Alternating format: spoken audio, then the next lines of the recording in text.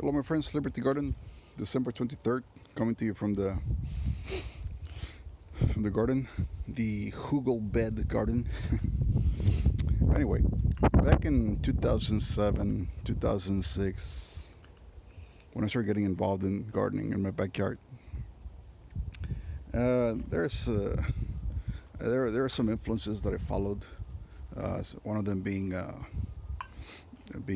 Sepp Holzer, who is best known for his Hugelkulture way of planting. And I took some tips from that. And I also followed Jeff Lawton a little later on.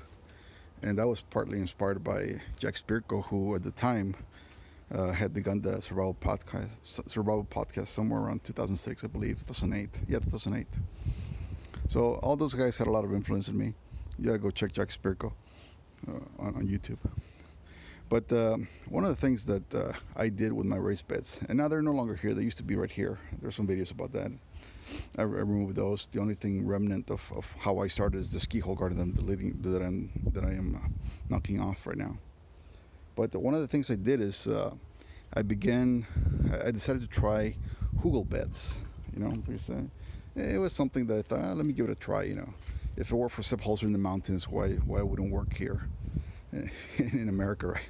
So whatever. So the whole philosophy behind the Hugelbeds. Hugel means hill, and the culture or Hugel culture, it means Hugel means hills. Culture means culture. So culture of the hills, or I guess it's a little bit what you would call like maybe like the culture of the Appalachian Mountains.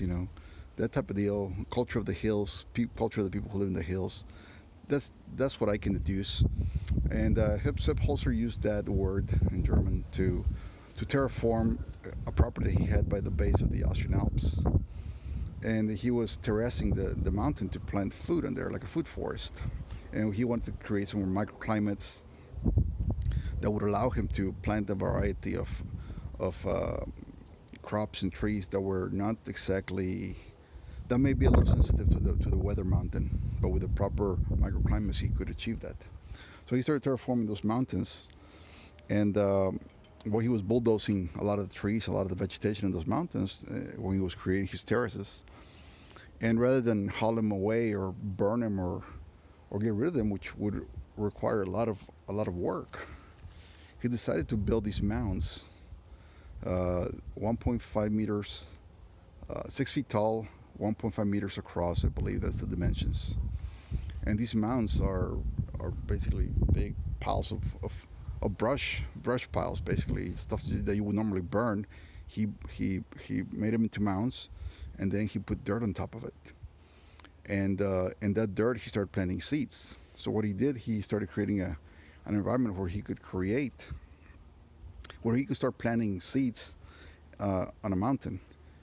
On soil that was very fertile and rich, because you got all this vegetation decomposing and composting, and you get critters living in there, and it was a whole ecosystem in itself, right? So a lot of people took that idea and said, well, let's replicate that in America and do it at the backyard level, including myself. I did some of that stuff. So one day somebody was cutting down a tree, and I went and grabbed a bunch of oaks and ash trunks that I brought in. I put them in my raised beds.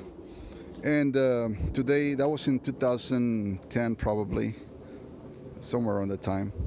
Today is 2020. I'm getting rid of it, and I'm finding some of these decomposing trunks here. Now, they were green, right? You're supposed to use some more stuff that's decaying, but Sepp Holzer used the stuff when he cut it. It was green also.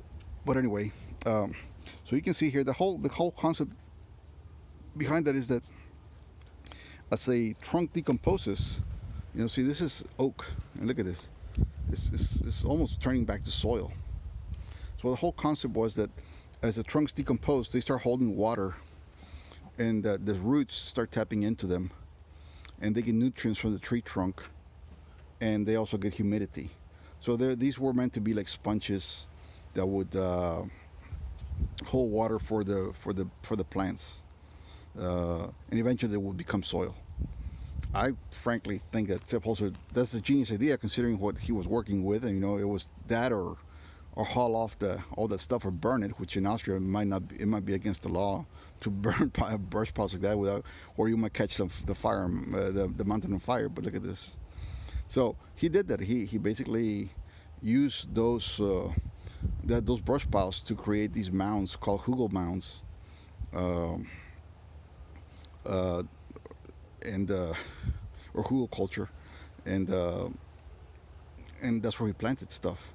And after that, he started planting trees and stuff like that. So the root system starts taking hold of all that, and eventually you have what you want on a mountain, growing on a mountain, and you can create microclimates using the shade of trees or the protection of the mountain or the protection of the crops to shield some more sensitive crops from winds and stuff like that. But that was the whole point, right? So I just wanted to give you an idea of what that becomes in the backyard garden. I don't think it's that great of a thing. I think you can achieve this in the backyard with just regular compost. You don't need to go to these extents. I mean, Sepulcher did it for a reason. And if you don't understand the reason, you probably don't understand what the hell you're doing. Like me back in 2010, hindsight being 2020, I wouldn't do it again. Simply because it's not needed. You can always amend with compost. He was doing it because he needed to get rid of basically brush piles. So that's that story of Hugelkulture and Hugelbeds, how they got to the U.S. They're not. I mean, in my opinion, they're not really warranted. If you have access to leaves and cow manure and stuff like that, you can amend that way your soil, and that's it. If you have access to water or rainwater. The other thing is that some woods take forever to decompose. I have another oak here. This thing's still not decomposed. I mean, it's punchy, but it's not really broken down like that one. That might be ash maybe, and this might be oak. I'm not sure. But it was those two types of woods that I brought, ash and oak, and they were green. So the other backside that I saw to that, which is very normal, and which is an intended thing that the Sepp Holzer wanted, was to create habitat. Well, you create habitat in your backyard, but you end up creating habitat for rats. So I've had a lot of rat activity because they like to go under these logs and for protection and stuff like that. So I would not do it again, but that was the rationale behind my decision when I did it.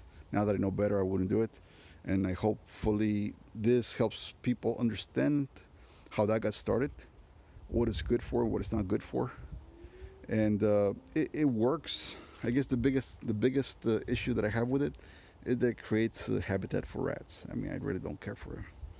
And you know, rats, they still burrow in your garden and stuff like that. I mean, even if you don't have logs, but I really don't see a need for it.